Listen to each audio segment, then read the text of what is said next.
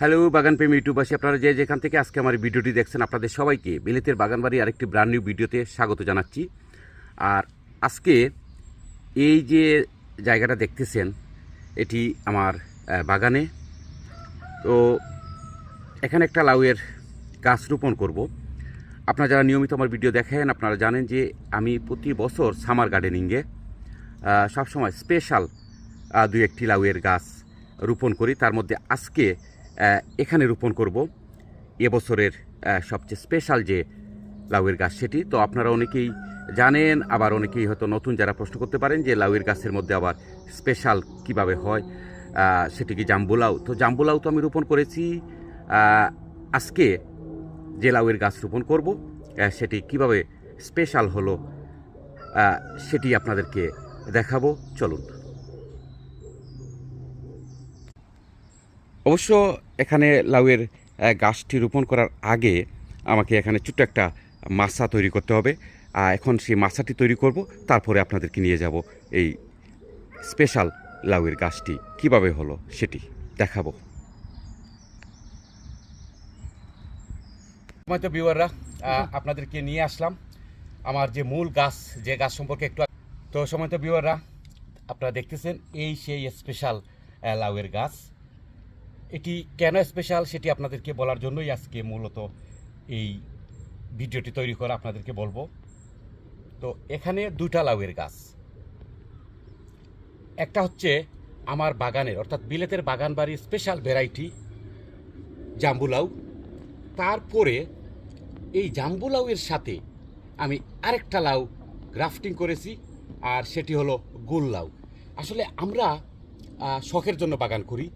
আমাদের বাগানে বিভিন্ন ধরনের লাউ যখন দেখি মাথায় ঝুলে, তখন সত্যি সেই শখটা আমাদের মনে হয় যে পূর্ণ হলো, ভালো লাগলো।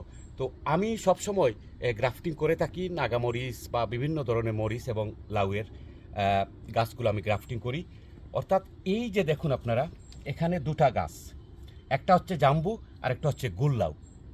এই দুটি লাউ কিন্তু এক গাছে, অর্থাৎ এক গাছ থেকে আপনি জাম্বু লাউ এবং গুল লাউ দুটি আপনি হারভেস্ট করতে পারবেন।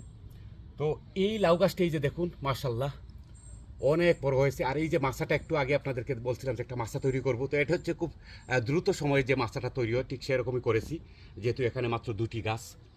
দুটি গাছ তো বলছি, কিন্তু গাছ আসলে একটি।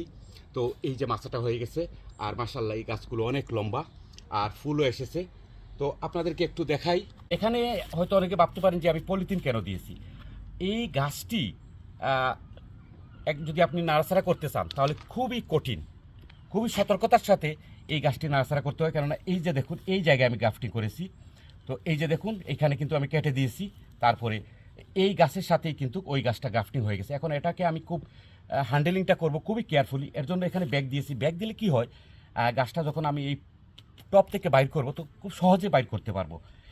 এই যে যদি একটু দেখেন, বিসমিল্লাহির রহমানির রহিম।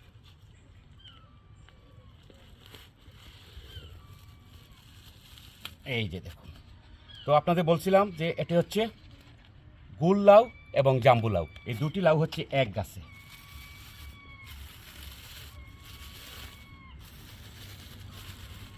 এই দেখুন, এখন এই যে মাটির মধ্যে বসিয়ে দিলাম। তো এর জন্য আসলে ব্যাগ দিলে অনেক ভালো হয়। আপনারা যে কোনো ধরনের, শুধুই লাউ কেন, যে কোনো ধরনের গাছ যদি আপনারা টপের মধ্যে রোপণ করেন তাহলে ব্যাগ দেন, তাহলে দেখবেন খুব সহজেই আপনারা টপ থেকে সেই গাছটি ট্রান্সপ্লান্ট করতে পারবেন। তো এই যে দেখলেন, এটাকে আমি একটা শক্ত কাঠি দিয়ে বেঁধে দেবো, কেননা এটি যদি ঝড় তুফান আসে তাহলে এটি ক্ষতিগ্রস্ত হওয়ার সম্ভাবনা থাকে।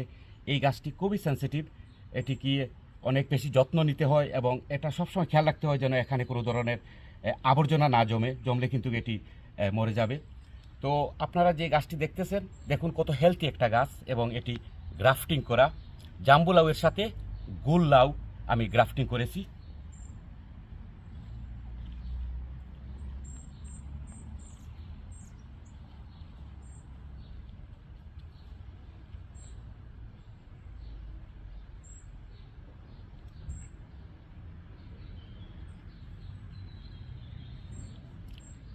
এই মাটির এই অংশটুকু আমি সবসময় উপরে রাখবো, কেননা এখানে যদি বেশি পানি জমে তাহলে আমার এই যে জায়গাটা আমি গ্রাফটিং করেছি এই জায়গাটা আমার ক্ষতিগ্রস্ত হয়ে যাবে, নষ্ট হয়ে যাবে এই জায়গা, অথবা পচনও ধরতে পারে। তার জন্য আমি এই অংশটুকু কখনো মাটির নিচে দেবো না, শুধু এইটুকুই মাটির নিচে রাখবো। এই যে দেখুন। তো আপনারা যারা নিয়মিত আমার ভিডিও দেখেন, আপনারা জানেন যে আমি বিভিন্ন ধরনের গ্রাফটিং করে থাকি, বিশেষ করে লাউয়ের ভ্যারাইটি, কয়েকটা ভ্যারাইটি একসাথে করি, সেটা অনেক বছর ধরে আমি করে আসছি। তো এবছরও আমি করেছি সেটি হলো জাম্বু লাউয়ের সাথে গুল লাউ একই গাছে ধরবে।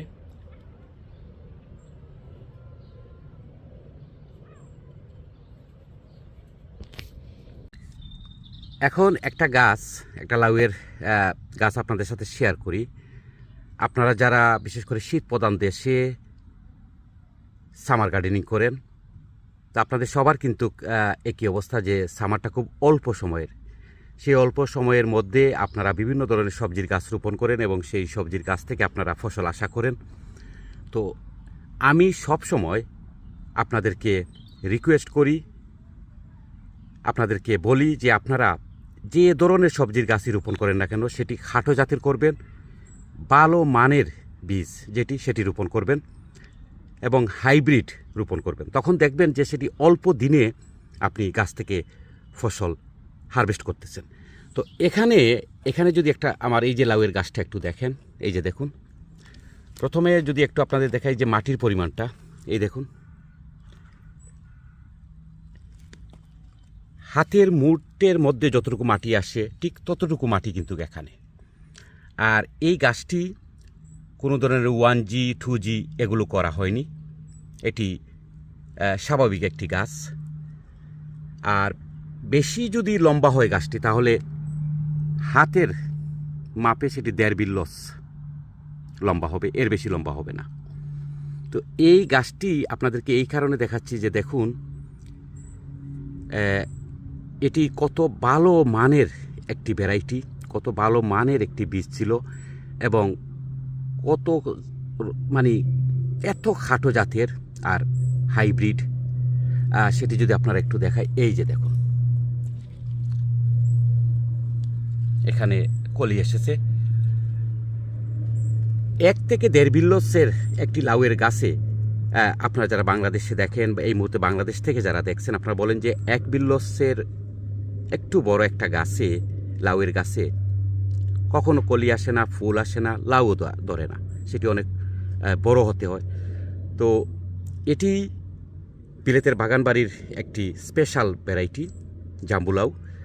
এটি আমি নিজেই এর ইয়েটা করেছি, হাইব্রিডটা আমি নিজেই করেছি, এবং এটি শীত প্রধান দেশে ঠান্ডা সহনশীল। এই বীজগুলো থেকে যে চারাগুলো হয়, সেগুলো যদি আপনি পর্যাপ্ত সূর্যের আলোতে রাখতে পারেন, তাহলে এরকম গাছ হবে আপনার। আমি আরও কয়েকটা গাছ আপনাদেরকে দেখাবো, যে এগুলো আমি কখনো 1G 2G কোনো কিছুই করিনি। চলুন। তো এই হচ্ছে বাকি গাছগুলো, এই যে দেখুন প্রতিটা গাছে। এই গাছে তো মাত্র 1 বিল্লস উপরে কিন্তু কলি চলে এসেছে, এই যে মাত্র 1 বিল্লস। তো আপনারা চিন্তা করেন যে বাংলাদেশেও কিন্তু অনেক গরমের দেশ, হ্যাঁ, তারপরেও কিন্তু লাউয়ের গাছে কখনো এত নিচ থেকে কলি আসে না। হ্যাঁ, আসতে পারে, সেটা আমি অস্বীকার করি না, তবে সেটি যদি কেউ 1G 2G এরকম করেন, তাহলে হয়তো চলে আসতে পারে। কিন্তু 1G 2G ছাড়াই আপনার যে দেখে, এই যে দেখুন সবগুলো গাছে এখানে কলি, এই যে দেখুন, এবং মাটিও খুব অল্প। তো এর জন্য আপনাদেরকে বলি যে আপনারা সবসময় শুধু লাউয়ের কেন, যে কোনো ধরনের গাছ আপনারা যদি বাগানে রোপণ করেন, তাহলে অবশ্যই আপনারা ভালো মানের বীজ সংগ্রহ করবেন, খাটো জাতের হাইব্রিড বীজ সংগ্রহ করবেন। দেখবেন যে আপনাদের গাছ থেকেও আপনারা অল্প দিনে সবজি হারভেস্ট করতে পারতেছেন। এই যে দেখুন কত হেলদি গাছগুলো যদি একটু দেখেন, আর মাটির পরিমাণটা দেখুন, একেবারে অল্প।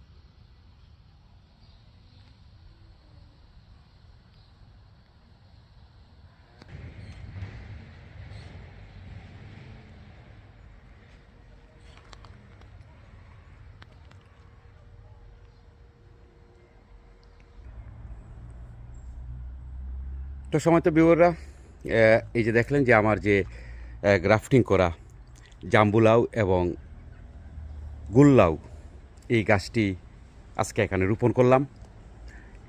গাছটি যদি কোনো সমস্যা না হয়, গাছটি যদি বাঁচে, তাহলে তো অবশ্যই এই গ্রাফটিং করা গাছ থেকে আমরা 2 ধরনের লাউ পাবো একটা গাছ থেকে।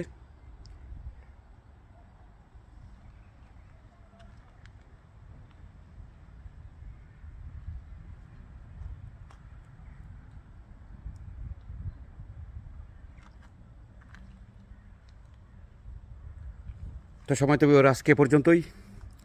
বিলেতের বাগান বাড়ির পরবর্তী ভিডিও দেখার আমন্ত্রণ জানিয়ে বিদায় নিচ্ছি। আপনারা সবাই ভালো থাকুন, আপনাদের সবার জন্য শুভকামনা রইল।